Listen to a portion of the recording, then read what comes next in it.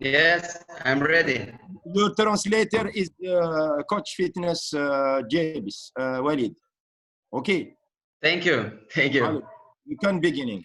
Okay. First, I would like to congratulate my colleague Walid. Very interesting topic. Thank you very much. And I would like to thank Abdel for the invitation. It's a great pleasure to take part of this conference. I have Algeria in my heart. Last season I worked with Mouloudia, and I'm in love with football in Algeria. So I start. I think I will be fast, not so long. I will talk about the performance model in the advanced player performance. Before Daniel, present you. Okay. Okay. I am a fitness coach. I'm working in Italy in third division. In my last seasons, I have worked with any national teams like Libya, like Gambia, Botswana. I've worked with Mouloudia in Algeria. I've worked in Malta for 2 seasons with Floriana, and I have experience in the second and third division in Italy. الأخ الكابتن دانيال مدرب لياقة إيطالي، سبق له أنه اشتغل في عديد الدول الأفريقية، منها ليبيا، غامبيا والجزائر والعديد من الدول الثانية. Okay, I start. Physical preparation in football plays a very important role today more than before, as the intensity in the competition is now brought to the maximum of the player's potential. الإعداد البدني في كرة القدم صار مهم جدا اليوم أكثر من أمس، وخصوصا من ناحية الشدة صارت عالية جدا وتودي اللاعب إلى أعلى طاقته. The intensity has changed, the way of playing has changed, the training method is changing. From the classic physical preparation, we are going more insistently towards the use of the ball in all types of exercise. الشغل البدني تغير جدا، تغير كثير، نوعية الشغل تغيرت كثير وصارت أكثر ترتكز على الكرة. Despite this evolution, there are still many who argue that the results given by traditional physical preparation are unparalleled compared to the work with the ball. وللحين فما رغم التطور اللي صار فما شكون مازال يناقش موضوع انه الاعداد البدني القديم للحين تنجم تقارنه مع الاعداد البدني الحديث اللي يتميز باستخدام الكرة. Okay, I would like to start with the footballer performance model from literature. Everybody knows, but just to show very fast, the average heart rate is between 80 and 95% of maximum heart rate. Lactate is between 9 and 12 millimoles. Average VO2 is 32.3%. Average metabolic power is 11.7 watts. And change of direction each minute is 1.7, and power actions each minute it's 4.5. هذوما بعض الإحصائيات فيما يخص أداء اللاعب أثناء المباراة. أول شيء حط معدل دقات القلب، ثاني شيء حط نسبة الحامض اللبني اللي يكون موجود في دم اللاعب أثناء المباراة، معدل استخدام الأكسجين، معدل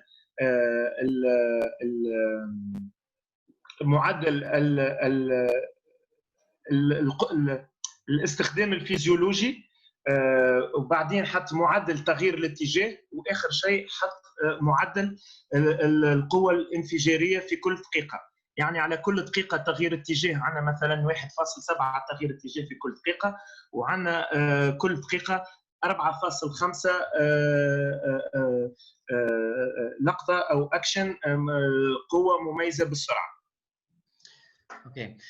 Every parameter we have in this research comes from these important tools. Thanks to these tools, we can monitoring and evaluate important parameters. For example, we have for heart rate live, we use usually Polar System 2.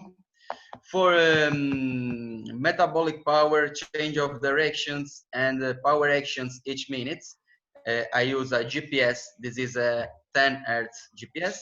And in the end, I use the Borg scale for the effort perceived at the end of exercise is a subjective parameter. بالنسبة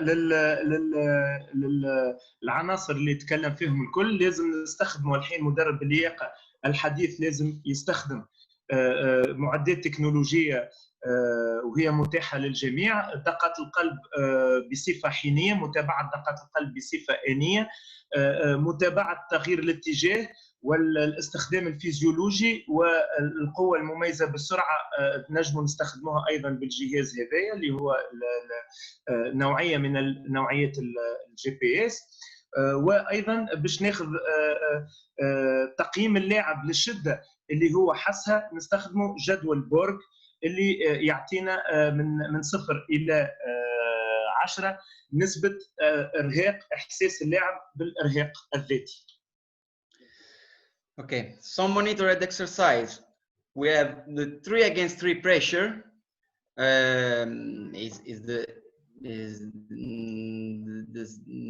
Maybe the most famous small-sided game. Okay. Then we have a ball possession and high intensity ball possession. We can do a pitch with 30 meters for 22, 20 on the base of our goal. Then we have a 6 against 6 pressure. In this picture is not so exact because usually there are two great posts in that side and 2 other posts each long side. So every team has to defend 3 posts, 1, 2, 3. Then we have the 10 against 10 with change of pitch. This is fantastic exercise for the transitions. Players are in full pitch, and in the end, shuttles with ball. It's an exercise maybe is not so similar to the game than the other. لهنا الزميل دانيال عطى مثال لانواع تمارين بالكره وفي نفس الوقت تمارين بدنيه كما 3 ضد 3 مع الضغط اللي هي تعتبر الشده بتاعها عاليه جدا ومن اكثر الالعاب المصغره المحببه. تنجم ايضا تلعب 6 ضد 6 مع الضغط، لكن في الصوره لهنا طلب الاخ دانيال ان نضيف في التمرين نتاعنا اجوال 2 اضافيه، يعني كل فريق راح يدافع على 3 اجوال، جول في العمق وجولين على الاطراف، ونفس الشيء الفريق الثاني جول في العمق وجولين على الاطراف. وفما ايضا 10 ضد 10 مع التحول السريع اللي يشتغل برشا الترانزيشن والتحول السريع والسرعه وهو يحبذه برشا، او السرعه العاليه بالكره مع تغيير الاتجاه. Okay, let's see the physiological data analysis from these exercises. We can see in this graphic is the same are the same exercises that the best exercise for physiological data. So for heart rate is 10 against 10 and shuttle with ball, where we have fantastic heart rate, average heart rate in percent. And 10 against 10 we have almost 90% and the maximum heart rate in 96. And about shuttle with ball, we have very high heart rate, but there is a little problem that now I will say. Okay. Okay. What it about sport zones, because shuttle with ball is a fantastic exercise, but the problem, if it's a problem, is the duration. It's only 50 seconds.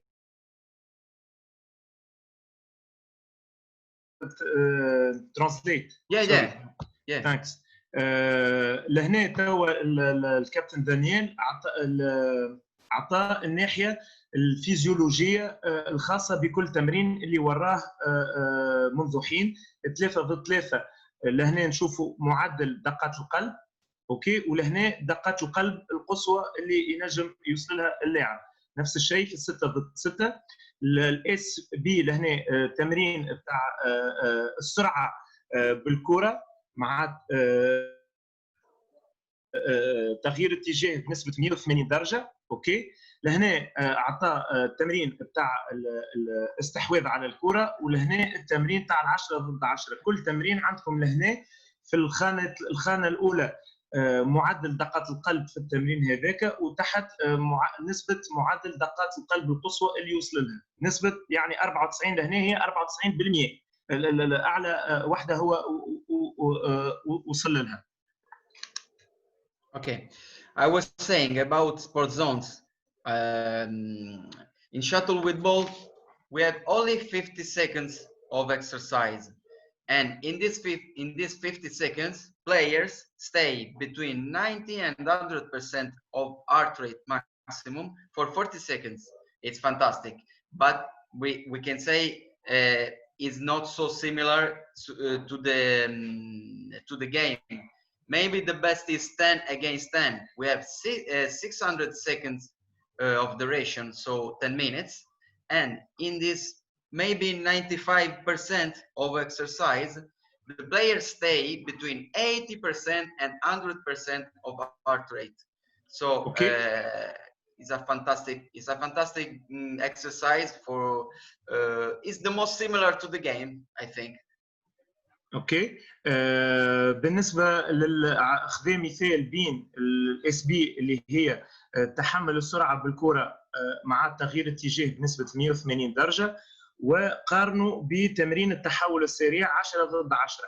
قال اللي التمارين الاثنين ممتازين جدا، لكن اكثر شيء يقرب لكره القدم هو ال10 ضد 10، على خاطر نسبه تواجد اللاعب في نبضات قلب مرتفعه جدا، يكون هو ال10 ضد 10 280 ثانيه بين 80 و 90% من نسبه دقات القلب القصوى، و290 ثانيه وقت اللي بين 90 و 100% من دقات القلب القصوى. فقال التمارين الاثنين هذوما ممتازين، لكن ال10 ضد 10 اقرب للواقع. Okay. Before to show the metabolic data, I want to be fast about metabolic power. What we are talking about, the Professor Di Prampero, with a study published in 2005, defined that unlike what happens in running at constant speed in football, as in other situational sports, the energy cost of running in acceleration is greater than that at constant speed, because the subject must also spend energy to increase his kinetic energy. Therefore, the following formula has been defined is metabolic power and energy cost for speed.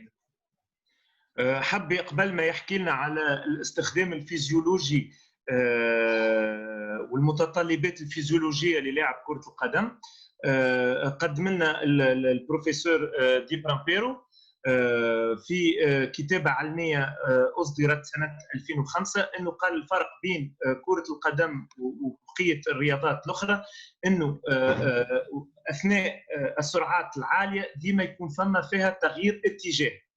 فقال عكس رياضات أخرى تكون السرعة العالية في خط مستقيم، عكس كرة القدم اللي اللاعب لازم يستخرج طاقة أكثر وأعلى في تغيير الاتجاه، وهذا هو الفرق. Okay, let's start with show the metabolic data I have.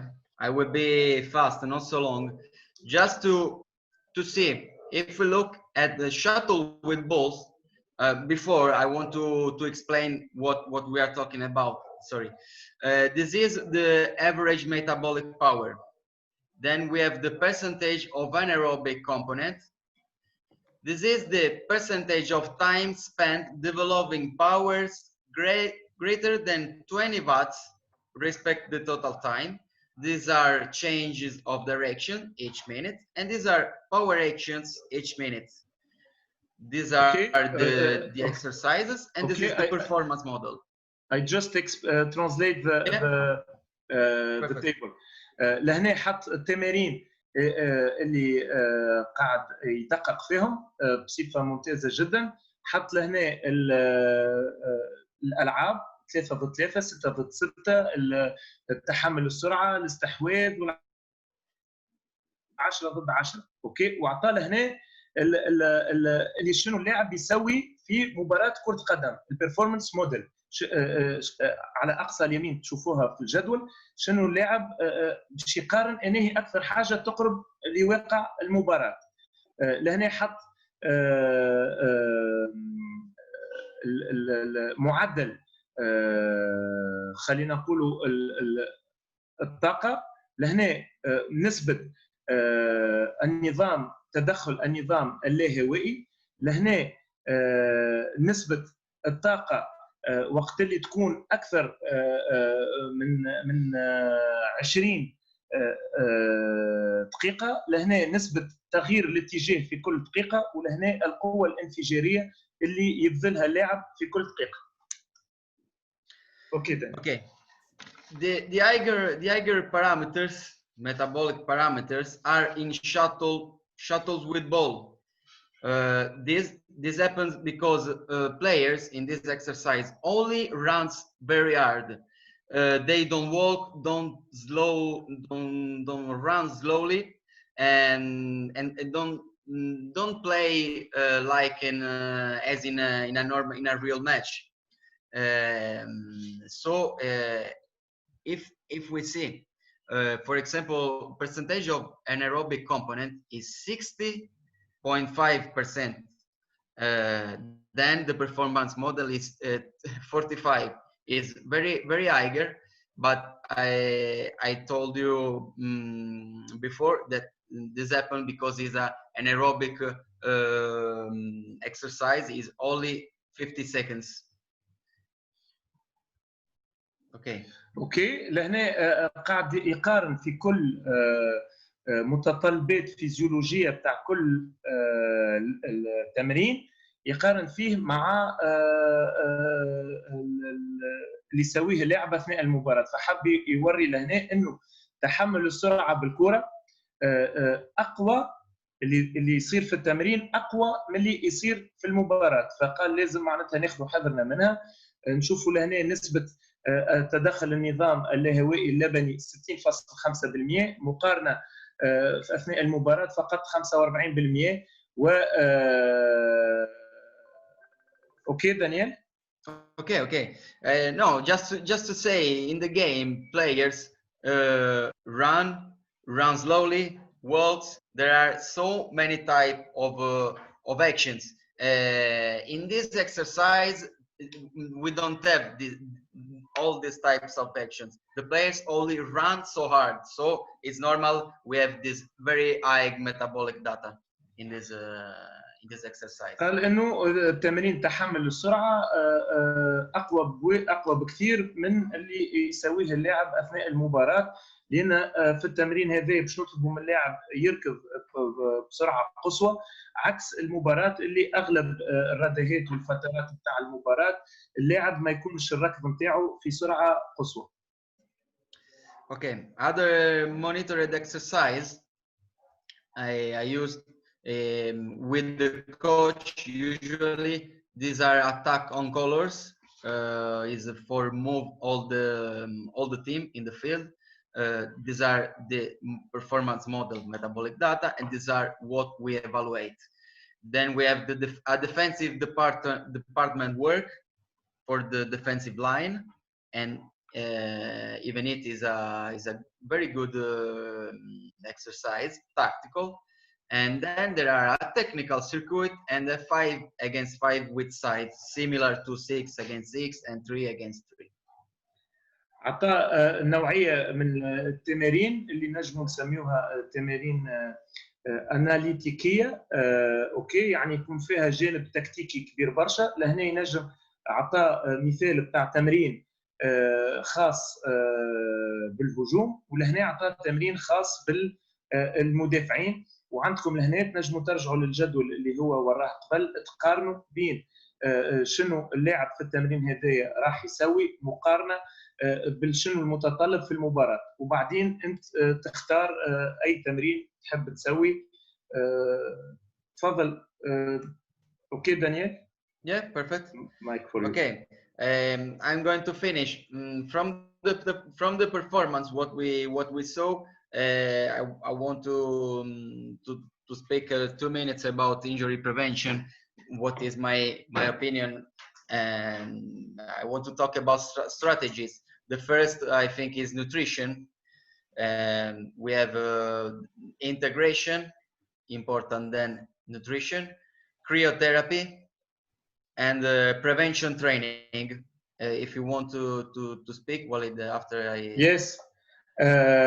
حب يعطينا فكرة إنه باش نقعد ونخليه الفريق بتاعنا في مستوى عالي من الأداء، لازم ناخذه بعين الاعتبار مخططات لتفادي الإصابات.